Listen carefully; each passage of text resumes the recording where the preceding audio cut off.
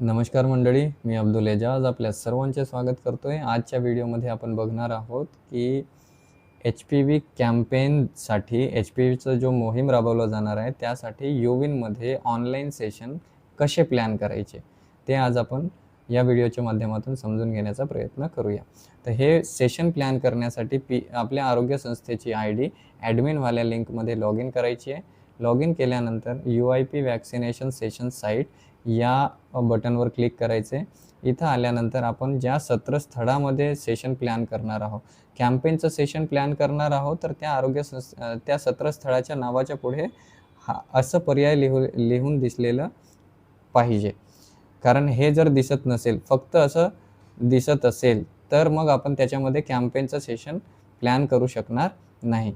तर हे करण्यासाठी आपल्याला काय करावं लागेल, आधी आपलं सेशन साईट HPV कॅम्पेनसाठी आणि युनिव्हर्सल इम्युनायझेशन प्रोग्राम दोन्हीसाठी क्रिएट केलेलं आहे किंवा नाही हे कन्फर्म करायचं।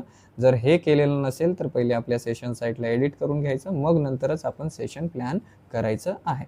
आता आपण सेशन प्लॅन करण्यासाठी काय करणार, ह्या सेशन साईटच्या नावावर क्लिक करणार।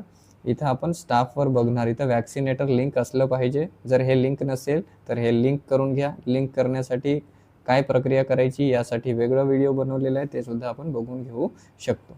त्यानंतर आपल्याला सेशनवर क्लिक करायचं आहे। मग क्रिएट न्यू सेशनवर आल्यानंतर इथं सेशन साईटचं नाव ऑटोमॅटिक इथे येणार आणि बाय डिफॉल्टमध्ये RI चिल्ड्रन अँड प्रेग्नंट वुमेनसाठी या ठिकाणी सेशन प्लॅन करत आहोत असं दिसेल। पण या ठिकाणी आपल्याला कॅम्पेनचं सेशन सिलेक्ट करायचं आहे। तर इथे या बॉक्समध्ये आपण सिलेक्ट करणार HPV वॅक्सिनेशन कॅम्पेन या पर्यायाला आपल्याला निवडायचं आहे। जर हे आपण निवडलं नाही तर मग एंट्री करताना बरीच अडचण आपल्याला येणार आहे। म्हणून आपल्याला हे बघायचं आहे आणि काळजीपूर्वक हे सिलेक्ट करायचं आहे। त्यानंतर आपल्याला डेट सिलेक्ट करायची आहे। पुढील 90 दिवसापर्यंतची डेट सिलेक्ट करण्याची याच्यामध्ये मुभा आहे। आपण जे प्लॅनिंग करतोय त्यानुसार आपल्याला सिलेक्ट करून घ्यायचं आहे। आपण किती सेशन प्लॅन करतोय त्यानुसार आपण डेट्स वगैरे सिलेक्ट करू शकतो। त्यानंतर टाईमसुद्धा आपण आपल्या वेळेनुसार त्या ठिकाणी ठराविक वेळ जो ठरलेला आहे त्यानुसार आपण ते सिलेक्ट करू शकतो। त्यानंतर टोटल बेनिफिशरी कॅपॅसिटी जी आहे आपण या ठिकाणी 200 पर्यंत ठेवू शकतो। पण जेवढे लाभार्थी आहे त्यापेक्षा 10 किंवा 20 जास्तीचे ठेवायचे, त्याच्यापेक्षा अतिरिक्त जास्त ठेवायला अपेक्षित नाही किंवा गरजेचं पण नाही आहे। जर लाभार्थी आपल्याकडे 50 असेल आपल्या यादीनुसार तर आपण या ठिकाणी 60 किंवा 70 ठेवू शकतो, 80 ठेवू शकतो, काही प्रॉब्लेम होणार नाही।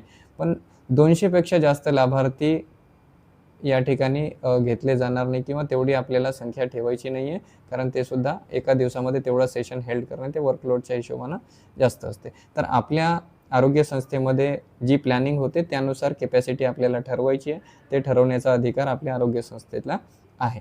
हे आपण माहिती लिहिलं, मग लिहिल्यानंतर एकदा कन्फर्म करायचं आहे की आपण जे माहिती भरतोय ते बरोबर आहे का, नाहीतर मग चुकून या ठिकाणी RI राहू नये हे आपल्याला खात्री करून घ्यायची आहे। इथे आपल्याला व्यवस्थित चेक करायचं आहे आणि मग नंतर पब्लिशवर क्लिक करायचं आहे। सेव्ह ॲज ड्राफ्ट करायचं नाही आहे, पब्लिशवर क्लिक करायचं आहे।